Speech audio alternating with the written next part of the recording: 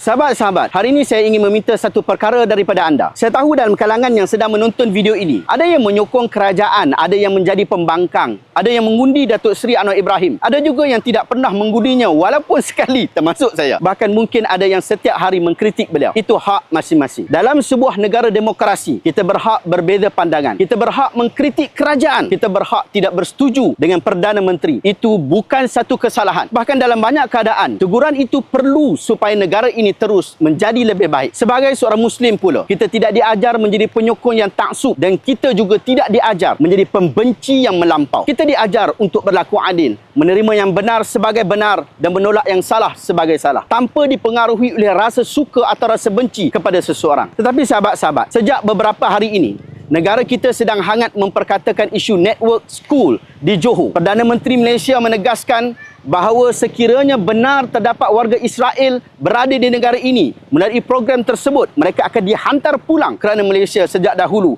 tidak mengiktiraf negara Israel. Tidak lama selepas kenyataan itu dibuat, beberapa ahli Kongres Amerika Syarikat pula mengkritik pendirian Malaysia dan mendesak supaya tekanan dikenakan terhadap negara kita. Saya membaca berita itu, kemudian saya buka Facebook, saya buka TikTok, saya baca ruangan komen rakyat Malaysia. Ruangan komen dipenuhi dengan ejekan. Ada yang mengatakan Perdana Menteri pembohong, ada yang mengatakan beliau hanya berlakon, ada yang mengatakan padan muka. Bahkan ada yang kelihatan lebih seronok melihat Perdana Menteri Malaysia ditekan oleh negara luar daripada mempertahankan pendirian negara sendiri. Sahabat-sahabat, bukan kerana Amerika mengkritik Malaysia, Amerika akan sentiasa mempertahankan kepentingan Amerika. Itu bukan suatu yang menghairankan kita. Yang menghairankan kita, mengapa kita begitu mudah lupa membezakan antara persaingan politik dengan maruah sebuah negara. Kita patut bertanya dengan jujur. Apabila Perdana Menteri Malaysia sedang berhadapan dengan tekanan daripada negara luar kerana mempertahankan satu pendirian negara, adakah ini masanya untuk kita terus menyerang beliau tanpa melihat terlebih dahulu apa yang sedang dipertahankan? Adakah kerana kita tidak menyukai individu yang memegang jawatan itu, maka kita juga sanggup melemahkan kedudukan Malaysia di mata dunia? Sahabat-sahabat, apabila Datuk Seri Anwar Ibrahim berucap di pentas politik, beliau membawa parti yang dipimpinnya. Apabila beliau berkempen dalam pilihan raya, beliau membawa ideologi politik yang diperjuangkannya. Tetapi apabila beliau berdiri sebagai Perdana Menteri Malaysia di hadapan negara-negara lain, ketika itulah beliau tidak lagi membawa nama PKR, tidak lagi membawa nama Pakatan Harapan, bahkan tidak lagi membawa dirinya sebagai Anwar Ibrahim semata-mata. Beliau sedang membawa nama Malaysia. Sebab itu kita jangan keliru antara individu dan juga institusi. Individu boleh kita setuju ataupun kita bantah, tetapi institusi Perdana Menteri Malaysia ialah institusi yang mewakili negara ini di mata dunia. Sebab itu cuba kita fikirkan dengan jujur. Apabila beberapa ahli Kongres Amerika Syarikat mengkritik pendirian Perdana Menteri Malaysia yang sedang mereka pertikaikan sekadar pandangan peribadi Datuk Seri Anwar Ibrahim, sudah tentu tidak. Yang dipertikaikan ialah pendirian rasmi Malaysia.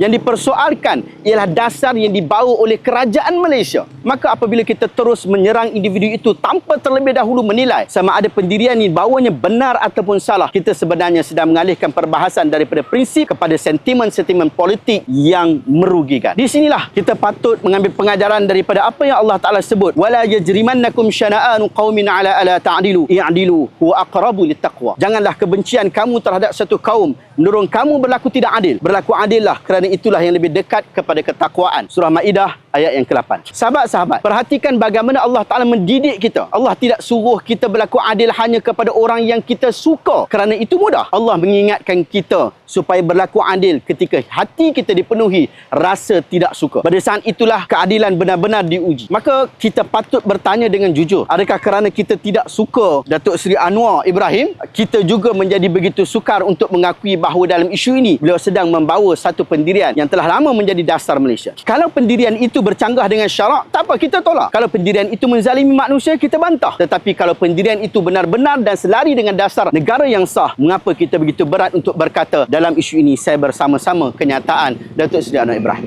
Apabila kita bercakap tentang mempertahankan Malaysia, sebenarnya siapa yang kita maksudkan?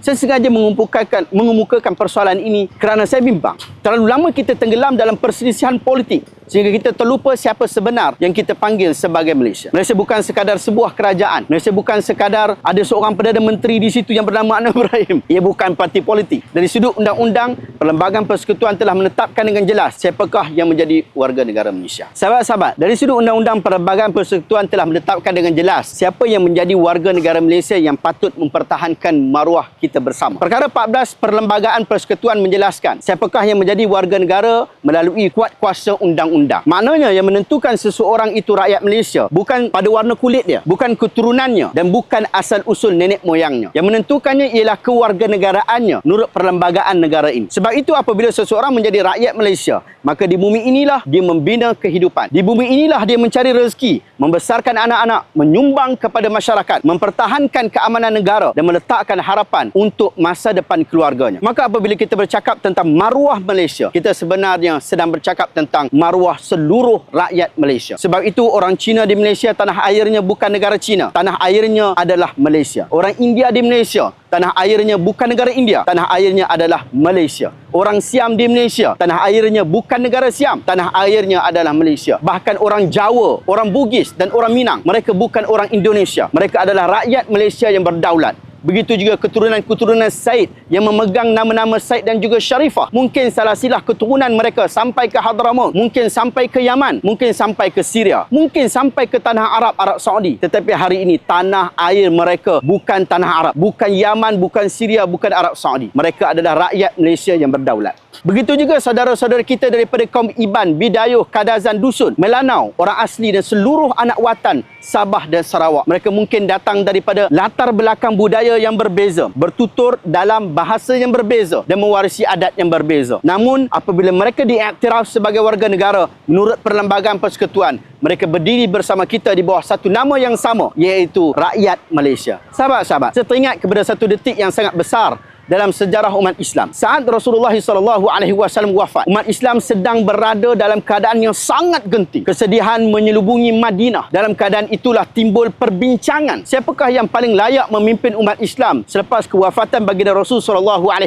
Kaum Ansar mempunyai pandangan mereka. Kaum Muhajirin pula mempunyai pandangan mereka. Hujah-hujah dikemukakan, pandangan diperbincangkan. Ia bukan perbincangan yang kecil kerana ia menyentuh kepimpinan seluruh umat Islam. Namun yang mengagumkan ialah para sahabat memahami bahawa perbezaan pandangan tidak boleh dibiarkan bertukar menjadi perpecahan umat. Setelah perbincangan berlangsung dan bai'ah diberikan kepada Abu Bakar As-Siddiq radhiyallahu anhu, akhirnya umat Islam bersatu di bawah satu kepimpinan. Mungkin pada peringkat awal tidak semua sahabat yang mempunyai pandangan yang sama tentang proses yang berlaku. Namun mereka akhirnya memahami bahawa menjaga kesatuan umat jauh lebih besar daripada mempertahankan pandangan peribadi masing-masing. Kerana mereka sedar ketika umat Islam sedang berhadapan dengan cabaran yang besar, perpecahan hanya akan menguatkan musuh dan melemahkan umat Islam sendiri. Saya tidak menyamakan keadaan hari ini dengan zaman para sahabat semata-mata. Saya juga tidak menyamakan mana-mana pemimpin hari ini dengan Abu Bakar As-Siddiq radhiyallahu anhu. Itu adalah dua zaman yang berbeza dan dua darjat manusia yang tidak boleh disamakan. Tetapi sirah mengajar kita satu prinsip yang tidak pernah berubah. Apabila kepentingan umat sedang dipertaruhkan,